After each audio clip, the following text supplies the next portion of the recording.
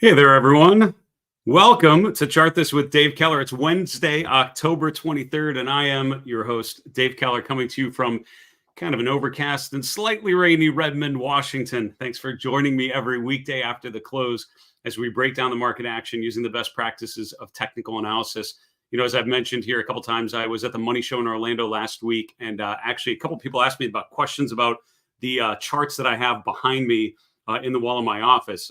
By the way, on my YouTube channel, I have a full video where I go through those two and the other two, which are off camera to the left of me, where they all have really interesting, market stories to tell. But this one over my left shoulder is the 10-year and 30-year interest rates going back about 60, 70 years to show that big, bear market in bonds, the rally in rates, and then the downturn that you've seen after that, the bull market in bonds that you saw going into, last 5 to 10 years. And then the other side, it's the major U.S. averages going back for decades. Now, why do I have these long-term charts as I'm doing a daily market recap show?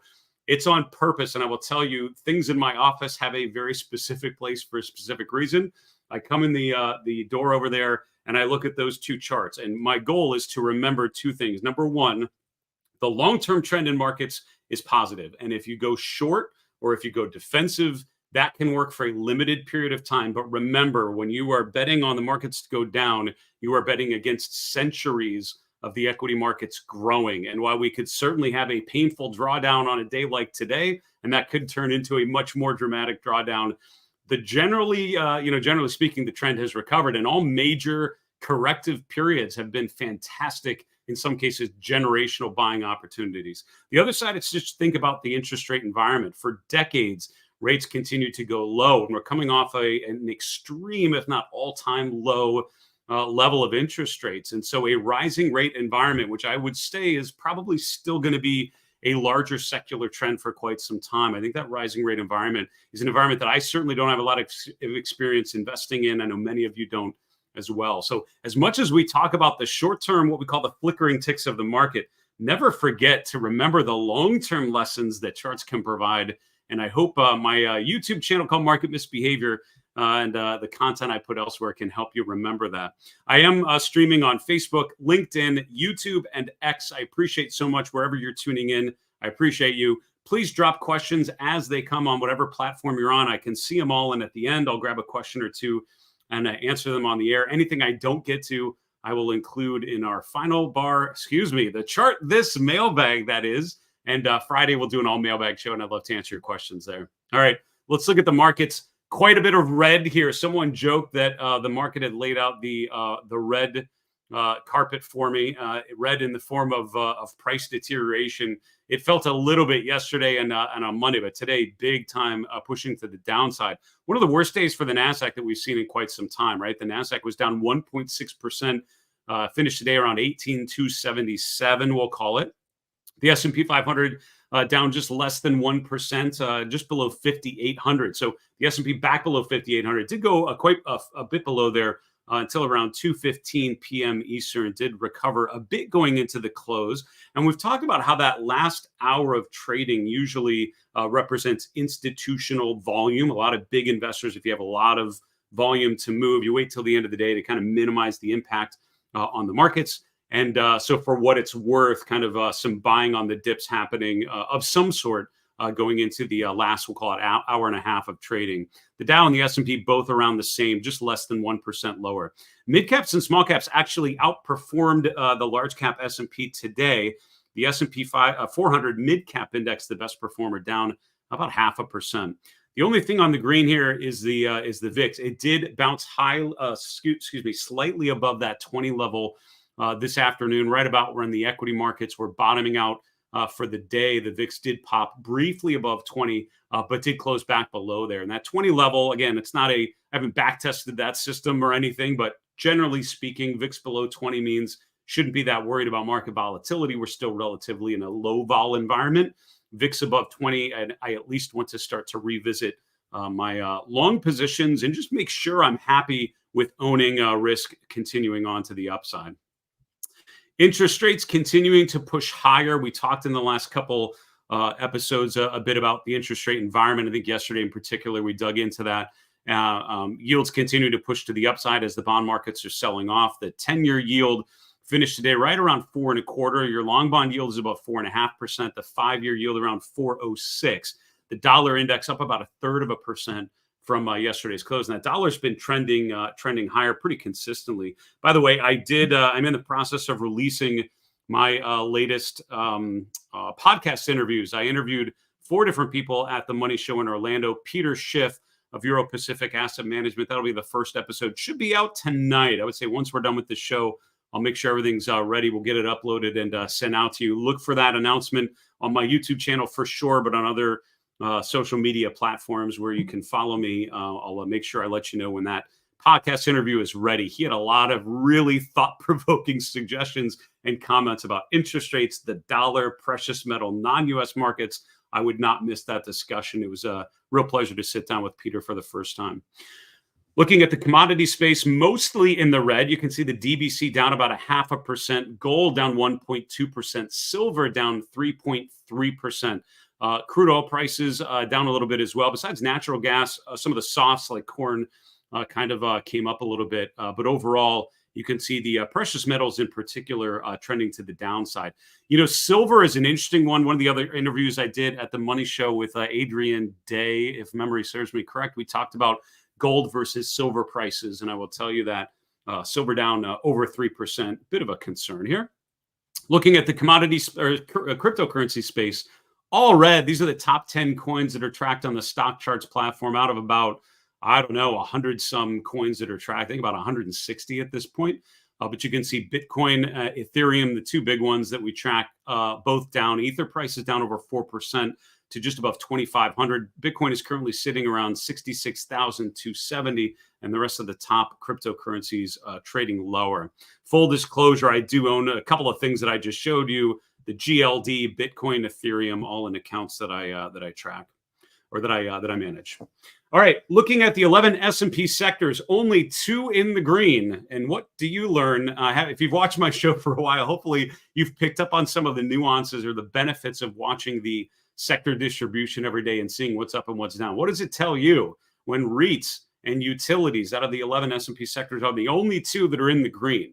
I don't know what it tells you, but it tells me the market, or at least investors on one day today, are getting a little more defensive, right? It's not that REITs and utilities just outperformed. They actually went up. So what that implies is that people are unloading some of the FANG sectors like tech and consumer and rotating into more defensive areas of the market like REITs and utilities. In this kind of environment, when you have the market in a slow and steady incline, what you look for are warning signs. At least that's what I've been trained to do. You look for contrarian signs, signs that things are changing, signs that whatever was happening to drive this great bull market phase, something's different, right? What we call a change of character.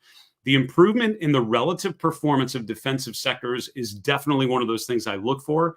It is one of the 7 items on my market top checklist that I've talked about at times and certainly share in detail with my Market Misbehavior Premium members. These are the things you look for when the market's good because it tells you things maybe aren't as good as you think. REITs and utilities, the only 2 going up. They were both up about 1%. Financials number 3, and that was slightly down. On the downside, the FANG sectors, the Mag 7 sectors, were really pushing the market lower. The XLY, consumer discretionary, down 1.6%. Tech down 1.4%. Com services down about 0.8%. I don't formally update my market trend model until Friday's close. This is just a placeholder, notation, just tracking the changes during the week. Friday after the close is when I officially track any changes to the model. For what it's worth, given the sell-off that we've experienced so far this week, if today was Friday, the small cap market trend model would turn bearish on the short term. The S&P model is my main model. That's looking at 3 different time frames on weekly S&P data using exponential moving averages. And the short-term model is pretty much the first one to turn. That, while it doesn't compel me to make dramatic changes in positioning, it does tell me, there's a red flag being raised, and be wary, be cautious, and be focused on key levels, what we call the lines in the sand. All right, looking at the Magnificent 7 and Friends. And by the way, when we get a little later, go into the chart review portion of the show, I wanted to go through all 8 of these charts, which I will do in a few moments. But just to set the table for that meal we will eat together in a moment, Microsoft, your top performer out of these 8 leading growth names, it was still down 0.7%. Meta, Nvidia, both down about 3% for the day, followed by Amazon down 2.6%. So if you're wondering why the benchmarks got dinged so big, I would say the biggest names losing quite a bit of value. That'll do it. So the fact that the S&P was only down, less than 1% on a day when Meta, Nvidia, Amazon are both down 2.5% to 3%. That's the miracle of October 23rd, 2024. That tells you that there are some things that are probably working. And as always, let's try to focus there. Here's what the market carpet looks like when it's not a particularly strong day. And again, 3 ways we use this visualization. Number one, sort of take a step back, look for some major takeaways, right? Some sort of big picture themes. What are your initial impressions looking at the heat map here?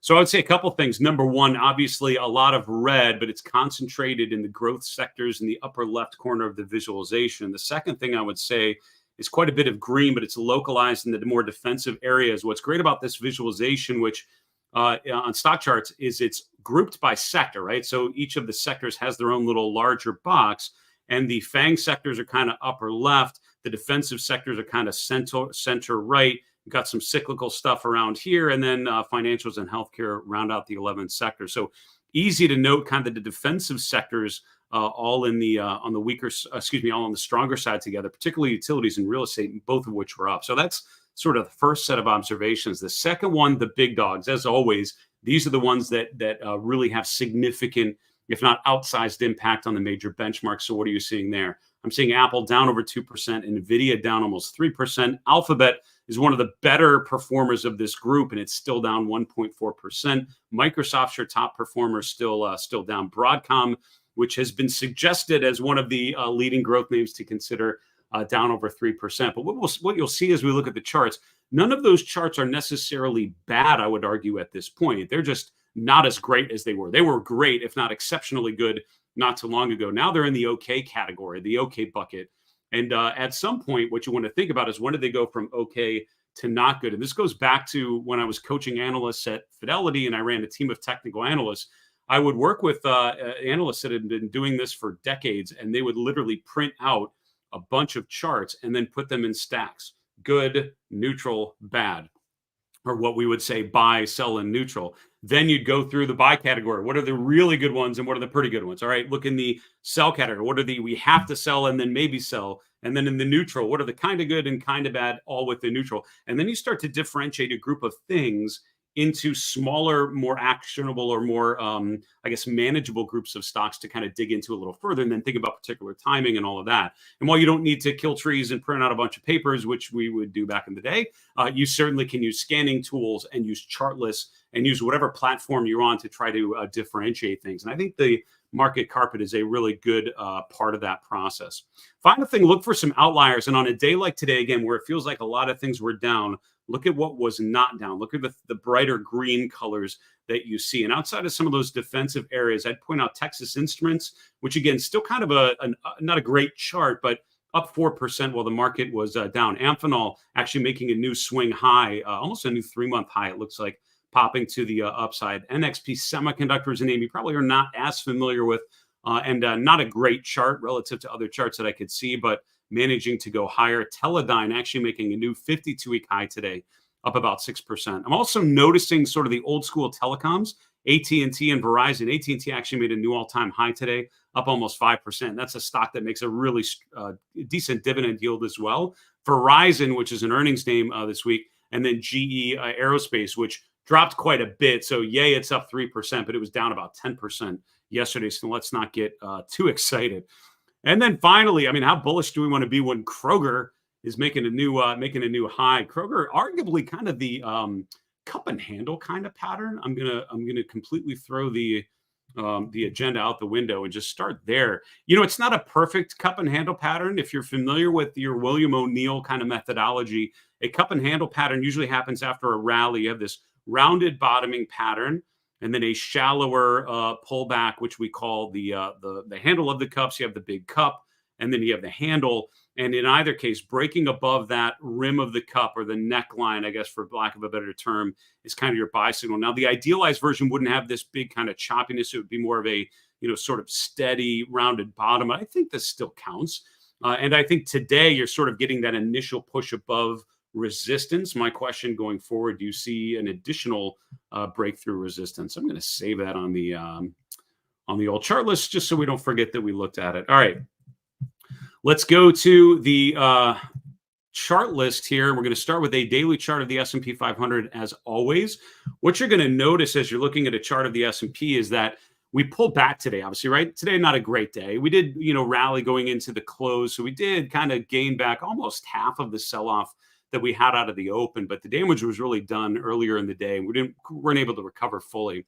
Look at what we did on an intraday basis. Now, this is a trend line I haven't touched. I didn't tweak this one. This is one we've had on our charts for a while, and it connects the August low and the September low. I am, very interested on the fact that we actually traded almost to the penny right down to that level today. And so that happens a lot more. The more you use trend lines, the more you draw key levels.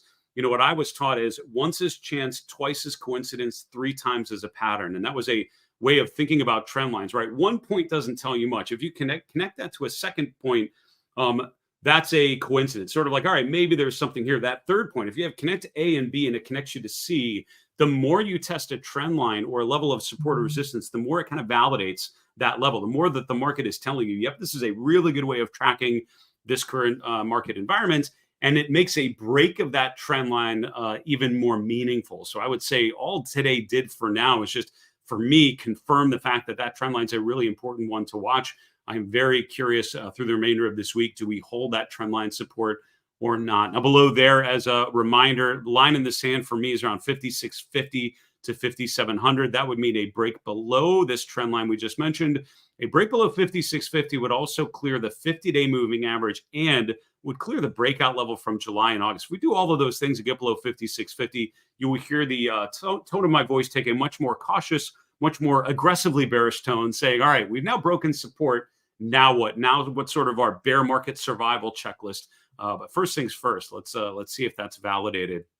Now, I will tell you, you're seeing some interesting movements in breadth indicators that I would argue probably should start to give you a little bit of caution. Now, here's the S&P 500 trending higher. Here's the cumulative advanced decline lines trending higher. And while they've all pulled back so far this week, all four of the advanced decline lines remain above their 50-day moving average. At least they did earlier today. So overall, I would say these are not concerning yet. But I am seeing some signs of concern in the percent of stocks above the 50-day moving average, in the bullish percent index, both making lower highs from late September now to mid-October, right? So the S&P is making new highs, but the percent of stocks above their 50-day not doing so. The percent of stocks, with a bullish point and figure chart not doing so. Now, while neither of these are, I would say, aggressively bearish at this point, they're not confirming that most recent high. And that's what happens usually at a significant top, is that last move higher, you get a lot of non-confirmation. You get a lot of, in a healthy bull market, kind of everything's working, breadth indicators working, a lot of stocks making new 52-week highs. That's all good. As we saw yesterday, we're seeing less stocks making new 52-week highs over the last week. As we're seeing on this chart, you're seeing other breadth indicators starting to trend downwards, even though the S&P is trending higher. So while the S&P has not broken down, I would say under the hood, you're seeing some signs of concern here in a midweek. And again, what's important, I think, to remember is this is happening during earnings season. There are a lot of potential catalysts that could be popping prices higher. We're just not necessarily seeing that. I just wrote an article on the Stock Charts website on my blog called The Mindful Investor just about 2 hours ago about that, along with some other things as well. So check that out if you haven't checked it out already. All right, here's a weekly chart of the S&P 500. I just want to note that some of these divergences are not just on the daily chart. You're seeing them on the weekly chart as well. At the beginning of 2020, we had a higher high move from January, February. This is going into the COVID peak. And you can see that the momentum was sloping downwards. And again, the COVID epidemic obviously was quite a shock to the system in so many ways, personally and professionally and economically. So we didn't know all of that was going to come, but you were seeing some signs of weakness going into there.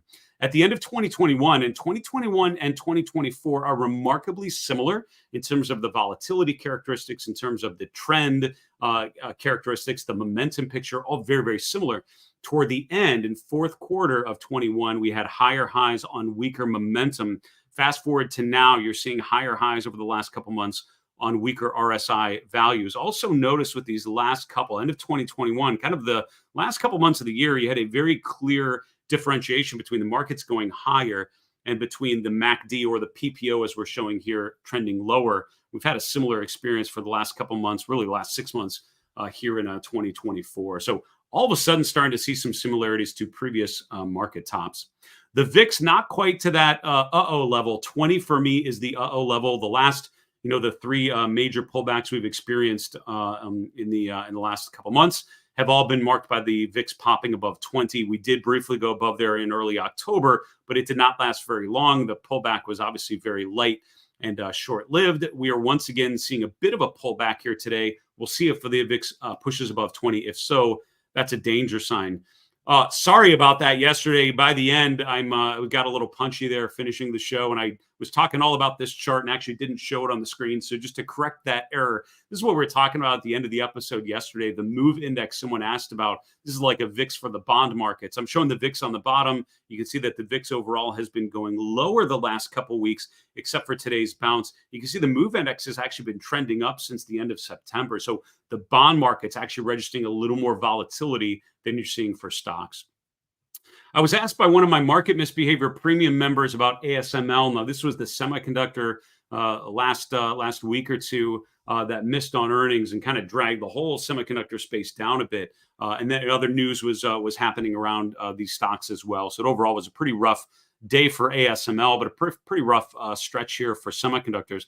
I just want to point out from a technical perspective what it means when you make lower highs. And when you retest those, we don't eclipse them, right? Here's the gap lower in July. Look how we traded up to this level right around 940. We then sold off a bit, came back up, failed to make a higher swing high, and then we make a new low. Then we retest and make a new high, lower high around 860. We sell off. We come back and retest that same level, fail to get above it, and roll over. So that's the sign of a market in a fairly clear-cut downtrend, as you make lower highs, and then on subsequent tests, we're still not getting above, and then we make new lows, and then the bar is drawn lower, and then we fail to get above there, all while the RSI remains below 60, all while the relative strength is going down. That would be the technical justification as to why I would not be touching something like ASML until all of those things that I just mentioned stop happening. To finish off the episode, I'm going to just run very quickly, lightning round style, through the Magnificent Seven and Friends. We're going to start with this chart. Since the July market peak, right? So the S&P kind of peaked out in July. If you don't know what I'm talking about, here's the daily chart. There's the July peak. The market sold off into early August, retested the high in late August, and then we've had a pattern of higher highs and higher lows since then. From that July peak, the S&P is up slightly, about 2.6%. The NASDAQ 100 and the Magnificent 7 ETF are both down 1.5% to 2% below their July peak. The equal weighted S&P has outperformed by a couple points, about 200 basis points. It's up 4.6%. There's gold, your top performer out of this group of ETFs, up almost 10% during that period. And again, my conversation with Peter Schiff will hopefully to help you understand this performance gap between gold and hard assets versus paper assets, as it were. All right, through the charts, and then I'll take a question or two. Drop a question if you haven't already, if you'd like me to consider that here in a moment. NVIDIA, I would say for now, failing to get above its June peak. Not a bad chart, nice recovery, accelerated trend lines, but until and unless we can push above that 140 level and have follow through, I think we still have to consider this neutral on the sideways time frame. We power above there, I think pretty impressive, but the last couple of days attempting to get above 140, failing to do so.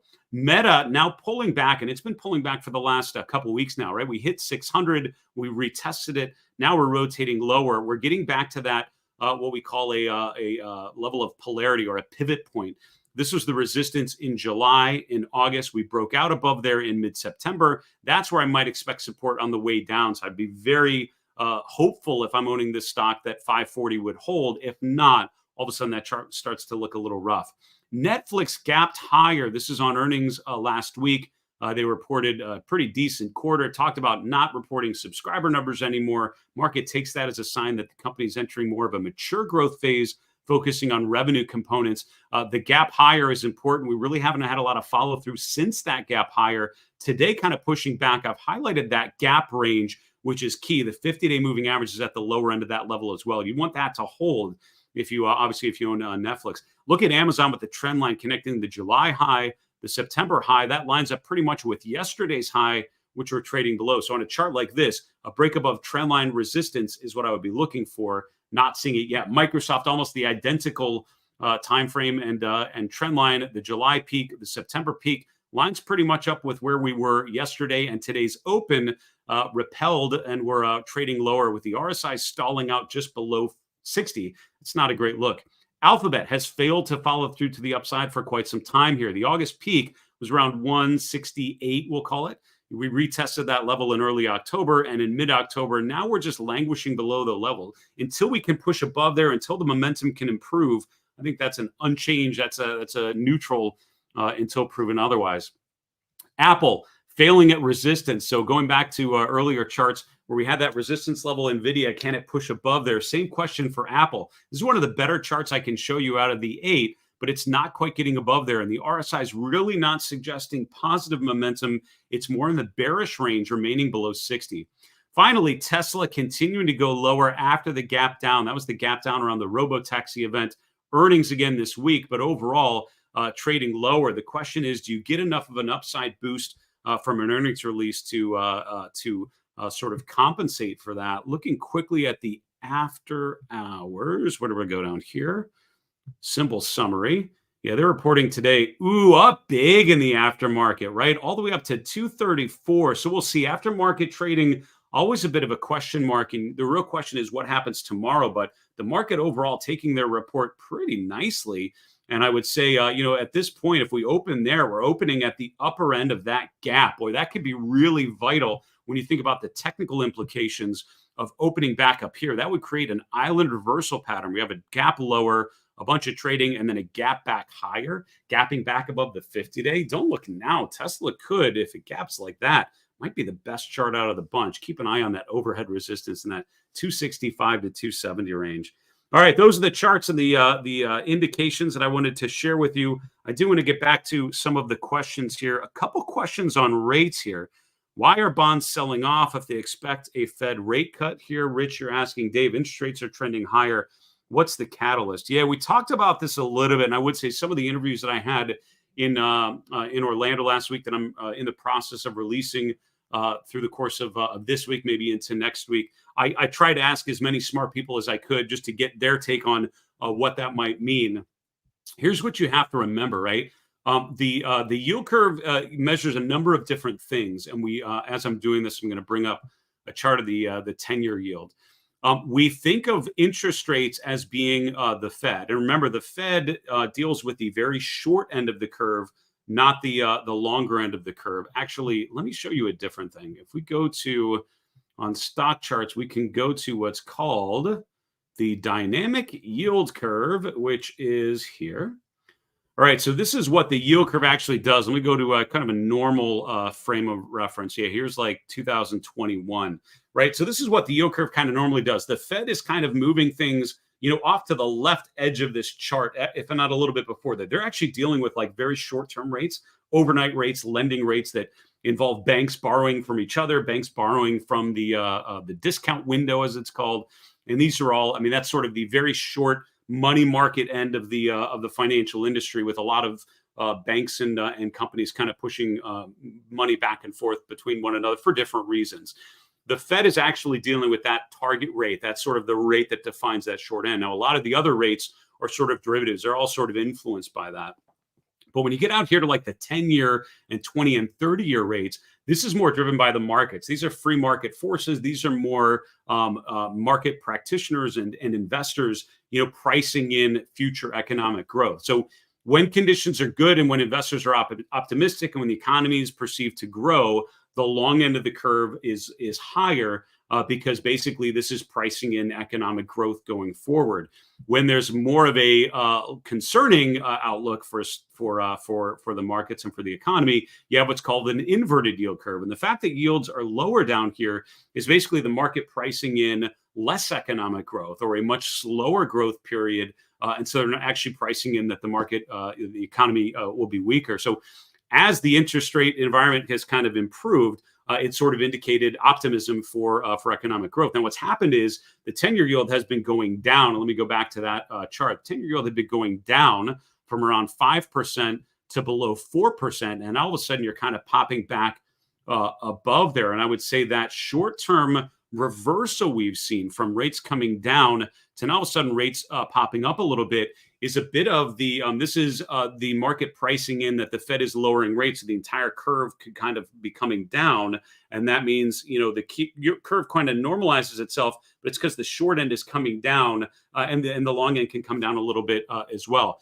The market kind of reversed like this. Bonds are selling off as the economic data that we've seen, the language that we've heard from Fed governors is actually, and certainly the action you're seeing from other markets outside of the U.S. with their central banks, kind of giving the impression that the pace of rate cuts is maybe not as aggressive as we thought, and that rates actually will be cut at a much slower pace. As a result, the 10-year yield can pop back up and sort of gets back to that shape that we've experienced here. So 10-year yield going from around 3.6% up to 4.2%. I would say this is the market pricing in the Fed pretty much aggressively cutting rates to all of a sudden maybe a more nuanced, more measured sort of rate cut environment. The next real data point we're going to get on this, past the elections, and I would say whatever outcome you see there, as we discussed on our recent webcast, certainly could tell you a lot about potential inflationary pressures depending on who's elected and what policy decisions or policy implications that would mean, and also the next Fed meeting, which comes up in the month of November. So over the next couple weeks, hopefully we'll get some further clarity, and we'll see that could certainly do something with the direction of the markets or of the 10-year. Last question, and then we'll wrap the show. I've noticed that if you divide the NDX by gold futures, it usually tells you ahead of time market moves. Have you found the same? I really love your question there so much. And I will give you a very crude version of what you just said. Let's see, like QQQ over GLD. This isn't exactly what you said, but it's kind of an interesting way to do it. If I do this, what this is basically saying is, all right, I want to compare QQQ to gold. So I want to look at the NASDAQ 100 in gold terms, right? So here's what the QQQ looks like, at or near new all-time highs, kind of testing the July peak. But if you divide it by gold, you can see we're all the way down here. So what's that difference? Well, gold prices have been going through the roof, right? Hard assets, right? Real stores of value have been going up. And as a result, even though the NASDAQ is making or testing new all-time highs in sort of gold terms, the NASDAQ is actually down here. This, again, my conversation with Peter Schiff, which will come out later, we actually talked about this particular reason, and it goes back to what your dollar is actually worth, which means it's worth a lot less. The NASDAQ and the S&P are at or near new all-time highs, even with today's pullback. But in terms of actual, value, in terms of gold, which is a pretty consistent store of value, your stocks are worth nowhere near what they were in February, and certainly nowhere near what they were worth in July. They're actually down here. And so this is what the market actually feels like, even though this is what the market looks like. So is there predictive value, which is to your question? I don't know about that, but I would say that relationship certainly tells you that the strength of the equity markets is not as clear as the index value in nominal terms would suggest. This is more the NASDAQ in real terms. It's not particularly great at the moment. Really thoughtful question. I want to thank you guys so much. Keep them coming. As always, you can drop comments below the video on our YouTube channel. You certainly can drop them here during our live stream, but I appreciate you tuning in on whatever platform that you're on. All of our previous episodes can be seen on our YouTube channel. Go to my website, marketmisbehavior.com, for all the details on our premium memberships, on all the places we put our content, and how to improve your decision making as a more mindful investor. For Market Misbehavior, I'm Dave Keller. And remember, it's always a good time to own good charts. Have a great night, folks.